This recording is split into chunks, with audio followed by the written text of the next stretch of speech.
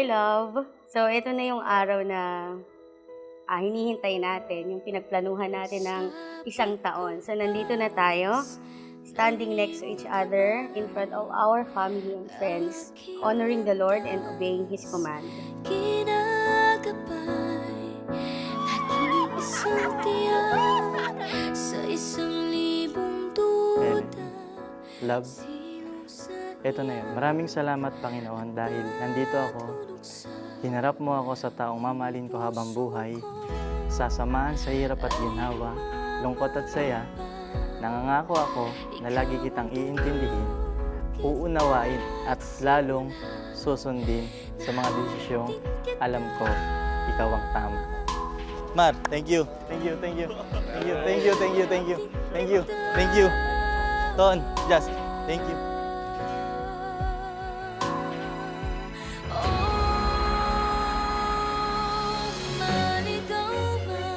Ano siya gentleman, consistent talaga siya, grabe. Sa 9 years namin, hindi niya ako pinabayaang umuwi mag-isa kasi alam niyo, takot ako umuwi magbiyahe.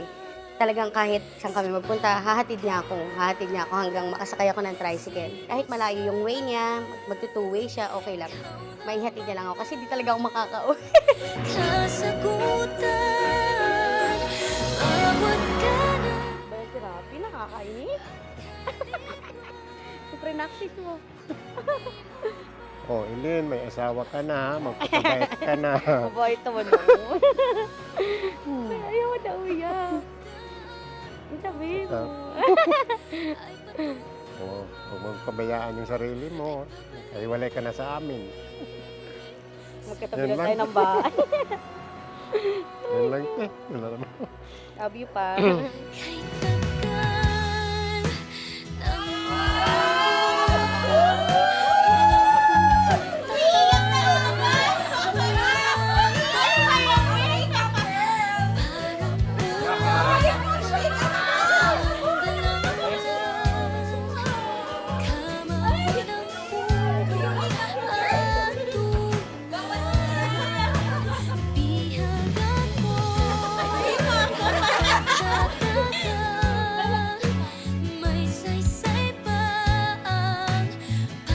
Po, alak ko.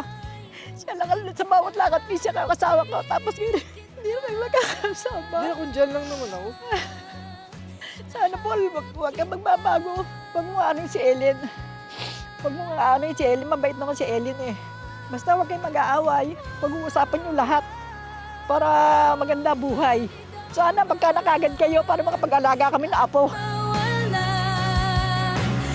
Sana maging maligaya kayo, pagandahin niyo yung buhay niyo, ayusin niyo yung buhay niyo. Mag-aasawa lang naman ako, nandyan lang din naman ako. Malapit lang din naman ako. Di ba? Hindi naman ako lalayo, hindi naman ako aalis.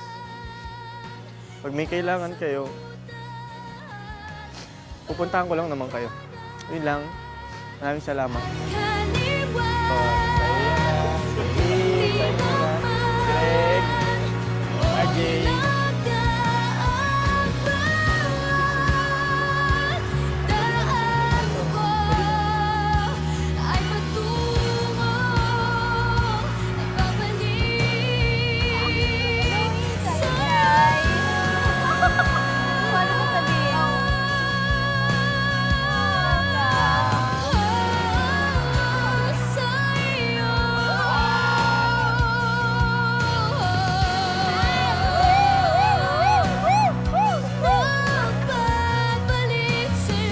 Mahal ko, thank you for being the best partner anyone could ask for.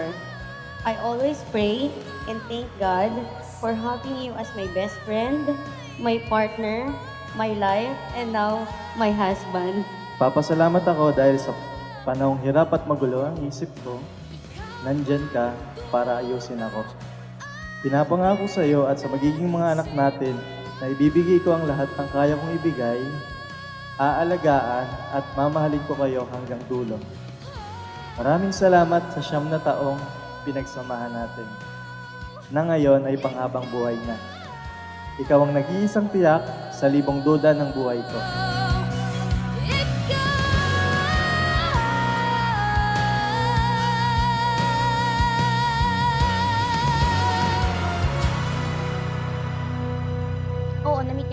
ko.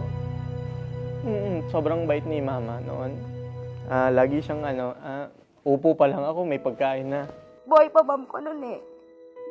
Kaya ilalagaan niya mami ko sa hospital. Alam ko masakit para sa kanya, pero para sa akin is automatic. Kung ano man mangyari, nandun pa rin ako. Nakasuporta. Pero nung nawala kasi siya, doon naman, ako naman yung may pasok. Siya naman yung wala. So, hirap sa kanya, sa part niya. Kay Mama, huwag niya siyang mag-alala kasi aalagaan ko naman si Ellen. Hindi ko naman siya pababaya. Yun lang sinesecure ko kay Mama.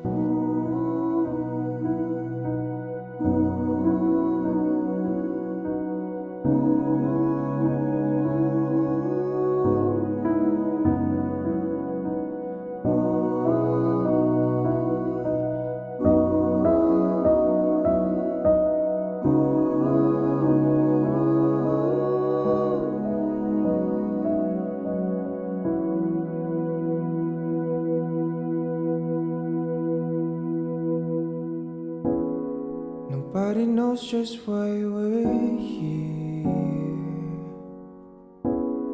Could it be fate or random circumstance? At the right place at the right time, two roads intertwined.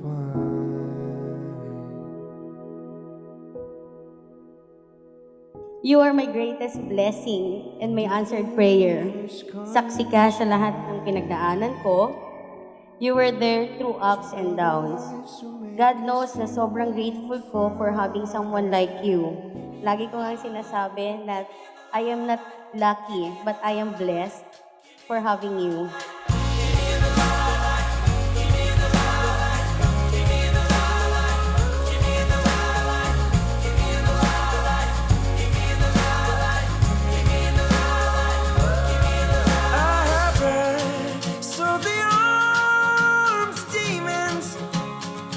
Sobrang blessed ko dahil hindi lang ako ang minahal mo, kundi pati ang pamilya ko. Hindi ako mapapagod na mahalin ka sa araw-araw. Kung nandito lang si Mama, sobrang saya niya. Pero hayaan mo, Mama. Huwag kang mag-alala. Ako na pong bahala. Nasa mabuting kamay siya. Ngayong araw, yung baby na alaga niyo noon, gagawin ko ng reyna sa palasyo ngayon.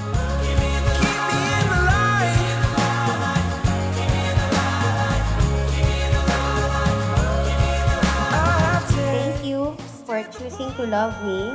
Even sometimes I make it difficult for you. You always choose to stay and talk about our misunderstandings. Kaya ngayon bilang misis mo, ipinapangako kong maging kasangga mo sa kahit anong hamon ng buhay. Sa hirap at ginhawa, nandito ako upang magsilbing sandigan mo. Hindi man araw-araw magiging masaya, storms will come. It will not come easy, but we know with God's help and provision, we will make it.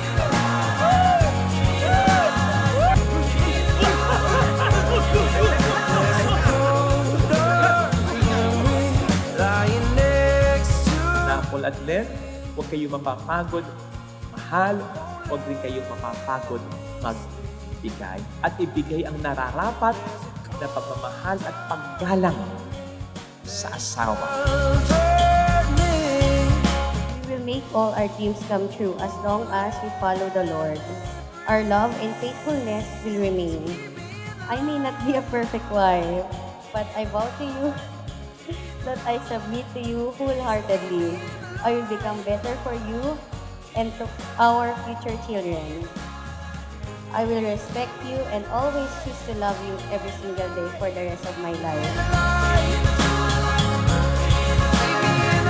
Lagi kong dinadasal na sana isang taong mabait ang ibigay sa akin at walang kabog-abog, ikaw ang nahulog, dumagundong at dumugtong sa minsang dasal ko na ngayon ay magiging kabiyak ng buhay ko. Pinapangako ko na alagaan at mamahalin ka hanggang sa huli. I love you.